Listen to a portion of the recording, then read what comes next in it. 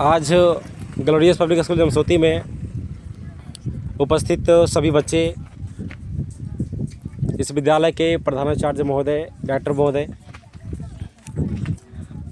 और छोटे मोटे नन्हे मुन्ने बच्चे, जैसे कि सबको पता है कि आज कितना डेट है, 14 अप्रैल ना। आज किनका जन्म हुआ था? तो हम सभी लोग मिल करके डॉक्टर भीमराव अंबेडकर जयंती मनाने के लिए यहाँ पर उपस्थित हुए हैं। तो समय भी थोड़ा सा ज़्यादा हो गया है, इसको देखते हुए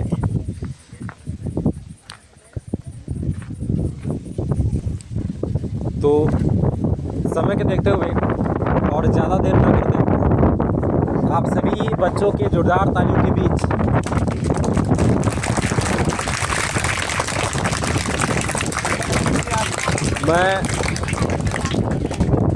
मैं बुलाना चाहता हूँ इस विद्यालय के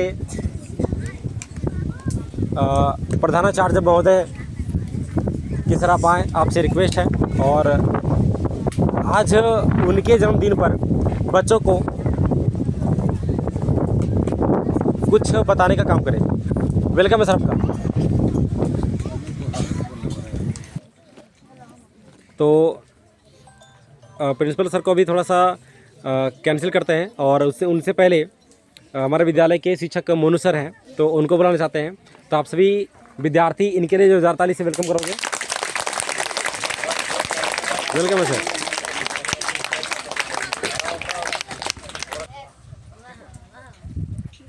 है कि नहीं? क्योंकि हम आपके समझ के लिए भूखे हैं, तालियों के लिए। आज जो हम लोग यहाँ इकट्ठे हुए हैं 14 अप्रैल, डेट कितना है? और किन महापुरुष के उपलक्ष्य में हम यहाँ पे इकट्ठा हुए हैं? डॉक्टर कौन थे? डॉक्टर भीमराव संविधान लिखे थे। तो क्या भीमराव अम्बेडकर पढ़े 10 और संविधान लिख दिए? क्या इसके साथ कोई घटना हुआ था? क्या हुआ था? से देखते थे किनको? डॉक्टर भीमराव। तो जब उनको प्यास भी लगता था ना, कि आप इस गिलास से पानी पी सकते, लेकिन जिस गिलास से, जिस बर्तन से जो हमारे टीचर पीते थे पानी, उस गिलास, उस बर्तन से उसको पीने के लिए नहीं दिया गया।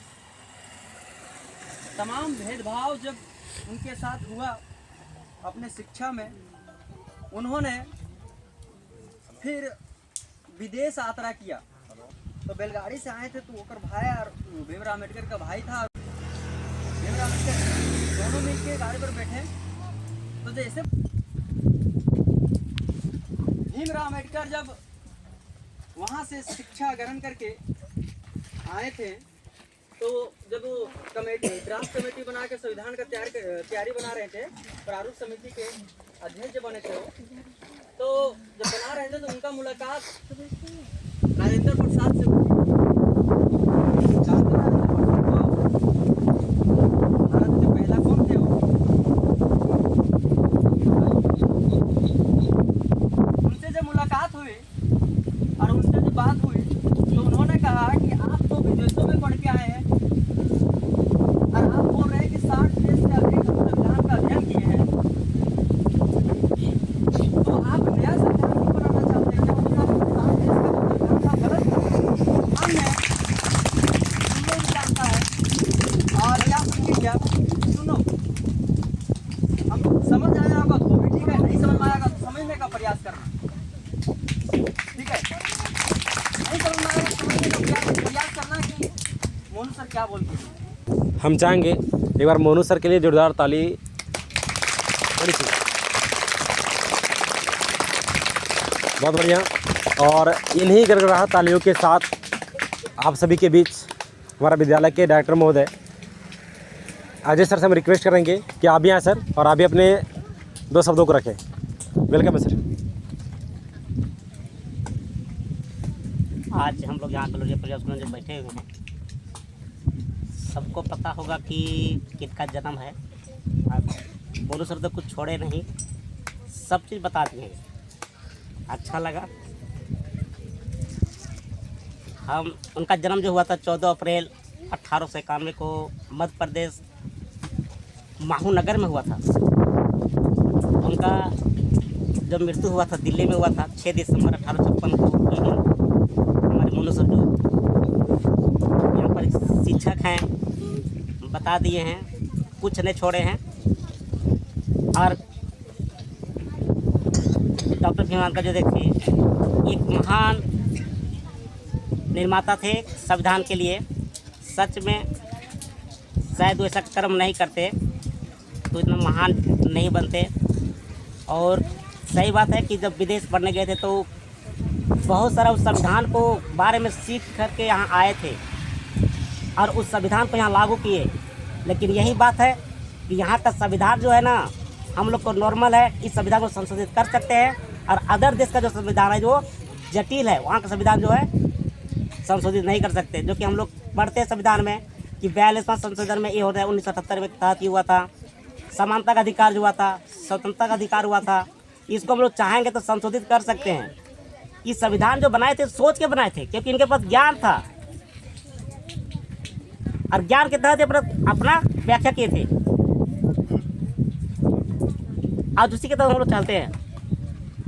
जो संविधान में तुम लोग पता होगा कि 395 अनुच्छेद होता है और 22 भाग होता है और 12 अनुसूचियाँ होती है। और सभी संविधान में क्या हुआ कि अपने कानून को नियम को लागू किया गया था। समय काफ़ी हो चुका है। धन्यवाद। बहुत बहुत धन्यवाद सर आपका। तो एक बार चलो फिर से समान भरा तालियां एक बार। और इन्हीं गिरगिटाहट तालियों के साथ बीच में हम रिक्वेस्ट करेंगे ग्लोरियस पब्लिक स्कूल के प्रधानाचार्य महोदय मिस्टर प्रदीप सर से, आप आएँ सर और अपने 2 शब्दों को रखिए सर। Welcome sir. जय भीम। हम लोग इसलिए इनको जय किए, इनका नाम भीम है, जो सबको जानते हैं डॉक्टर भीमराव अंबेडकर के नाम से प्रचलित।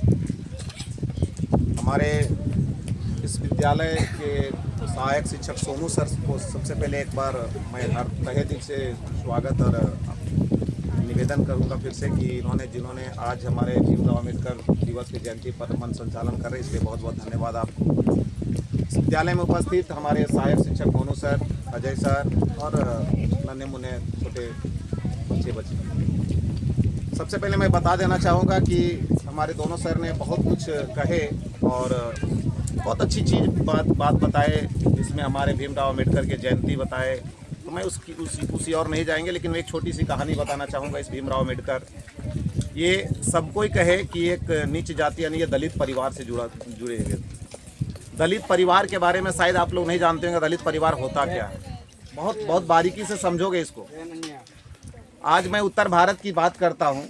दलित परिवार एक ऐसे परिवार है जिसको लोग जिस रास्ता से जाते हैं उस रास्ते से दूसरे कोई भी लोग नहीं जाते। सोच लो, ऐसे होते हैं दलित परिवार।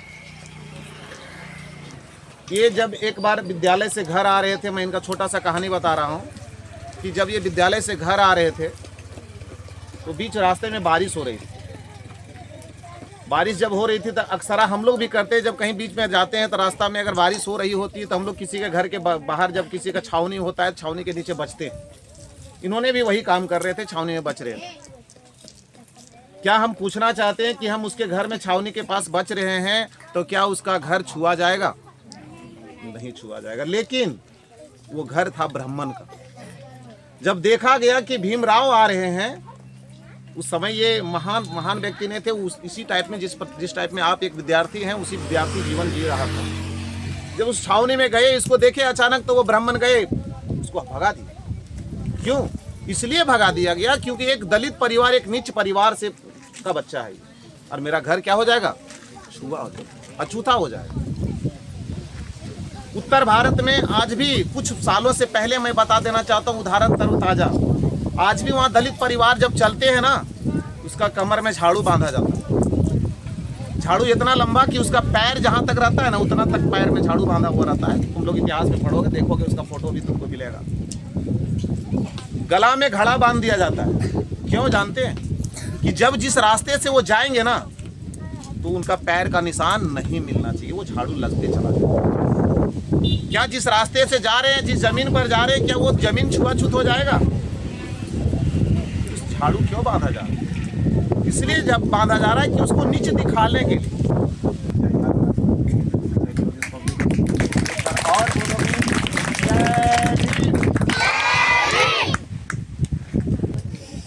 चलिए बहुत बहुत धन्यवाद।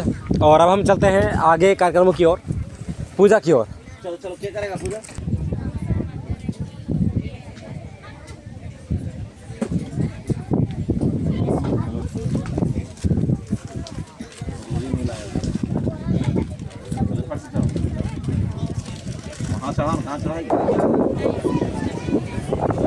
प्रणाम कर लो।